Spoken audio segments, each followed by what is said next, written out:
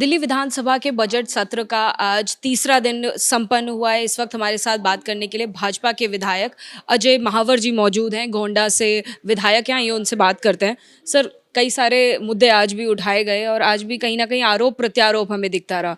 MCD को लेकर लगातार मनीष सिसोदिया ने जो आज अपने 2 बार वक्तव्य दिए, वो दोनों बार यही कहा कि आप लोग बहुत डरे हुए थे। प्रधानमंत्री अगर म्यूनिसिपल के चुनावों में इंटरेस्ट ले रहे हैं यानी कि वो खाली बैठे हैं। इस पर आप क्या कहेंगे? उनका कहना गलत है। आज आम आदमी पार्टी की दिल्ली की सरकार की डिस्क्रिमिनेशन ऑफ पॉलिटिक्स सौतेले व्यवहार के कारण ही आज ये दिन देखने को पड़ा है।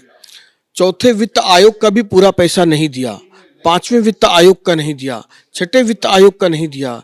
हर तरह से निगम को पंगु बनाने का काम किया और जो रीसेटलमेंट कॉलोनीज और अनऑथराइज कॉलोनीज जिसकी सफाई की व्यवस्था दिल्ली सरकार के हाथ में है, 2018 से अब तक उन कर्मचारियों को वेतन का पैसा दिल्ली सरकार ने रिलीज नहीं किया। वो निगम का गला घोंटना चाहती थी और जब अजीज आ गए, परेशान हो गए, तब जाकर केंद्र ने दिल्ली के हित में इसको यूनिफाइड करने का फैसला लिया। फैसला उचित है और पिछले 10 वर्षों के लंबे अनुभव और इस 5 साल की नकारात्मक सोच वाली सरकार के समस्या के कारण इसको एक करने का फैसला लिया, क्योंकि साउथ की दिल्ली के पास पैसे की कोई दिक्कत नहीं थी, लेकिन नॉर्थ स्ट्रगल कर रहा था और ईडीएमसी तो बहुत ही गरीब था। उनका कहना है ये भी था कि आरोप जो लगातार नगमों के ऊपर लगाए गए हैं वो ये भी हैं कि चाहे आज पैसा नहीं था लेकिन कल एकीकरण करने से भी पैसा नहीं होगा। क्या लगता है कि कल को बजट रहेगा? जैसे कि नॉर्थ दिल्ली में या फिर पूर्वी दिल्ली का जो नगर निगम है उसमें अक्सर बजट नहीं रहता था, दक्षिणी दिल्ली में हमेशा अपडेटेड रहता था, तो एकीकरण करने से बजट रहेगा? निश्चित रूप से एक करने के बाद दो चीज़ें हैं। एक तो आप तीनों का अगर क्लब करेंगे रेवेन्यू को, तो आपको और एक्सपेंसेस को देखेंगे तो आपको 200-300 करोड़ रुपए का तो फर्क वैसे ही पड़ जाने वाला है। वो गलत कह रहे हैं। और दूसरी बात, एक्सपेंसेस कम हो जाएंगे।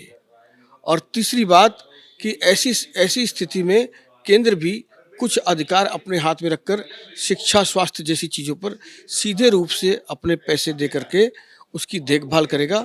मुझे लगता है कि आज जो बात इन्होंने सदन में कही है कि हम एमसीडी के नाते कटोरा लेकर भीख मांगते हैं उनके पास, उन्हें शर्म आनी चाहिए कि जिन्होंने पंजाब में अभी अभी सरकार बनाई है, बड़े लंबे लंबे वादे किए हैं, अभी साल 2 साल में जनता उन्हें बताएगी वो क्या करने प्रधानमंत्री के पास वहाँ के मुख्यमंत्री गए थे। क्या वो कटोरा लेके भीख मांगने गए थे? इस प्रकार की हास्यास्पद बातें वो करते हैं, घटिया बातें करते हैं। आज एमसीडी के लिए कटोरा भीख मांगने के लिए बात हम पर कर रहे हैं, कल वो उनके भगवंत मान पर लागू हो रही थी जो वो प्रधानमंत्री के आगे 50,000 करोड़ रुपया पर साल अपने वादों को पूरा करने के लिए मांग रहे थे।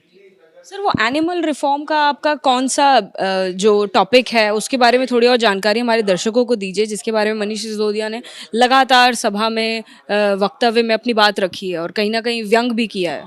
मुझे नहीं पता वो क्या कह रहे थे, पर उनके शब्द घटिया थे, निम्न स्तर के थे।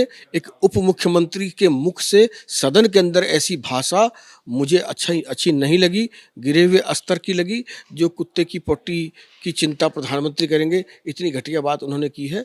वो दिल्ली की जनता की चिंता कर रहे हैं और यहाँ के एनिमल्स के लिए, यहाँ के लोगों के लिए, मार्केट्स के लिए, और जहाँ ज़्यादा भीड़ भाड़ वाला इलाका है वहाँ पर किस प्रकार साफ सफाई, यूरिनल टॉयलेट्स वगैरह हों, इसकी चिंता की बात प्रधानमंत्री ने और होम मिनिस्ट्री ने इस बिल में की है, जिसको वो अन्य रूप से कह रहे थे।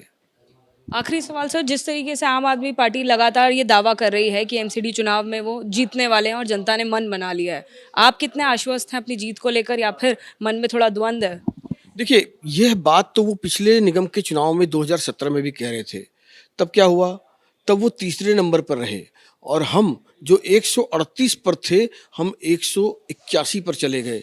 यानी उसके से भी ज़्यादा बहुमत, पिछले 10 वर्षों के काम के बाद का भी ज़्यादा हम बहुमत में आए। तो इसलिए वो तो ऐसा कहेंगे ही ना, लेकिन हमें अपने सामर्थ्य पर भरोसा है। वो बार बार पंजाब दिखाना चाहते हैं, वो उत्तर प्रदेश नहीं देखना चाहते जहाँ 403 में से 357 सीटों पर उनकी जमानत जब्त हो गई है। तो देखिए एमसीडी के एकीकरण का जो मुद्दा है वो लगातार चर्चा में बना हुआ है। इसके बाद संसद में भी बिल जाएगा और वहाँ से भी पास होने की उम्मीद है और दोनों ही पार्टियां पूरी तरीके से जीत का दावा ठोक रही हैं।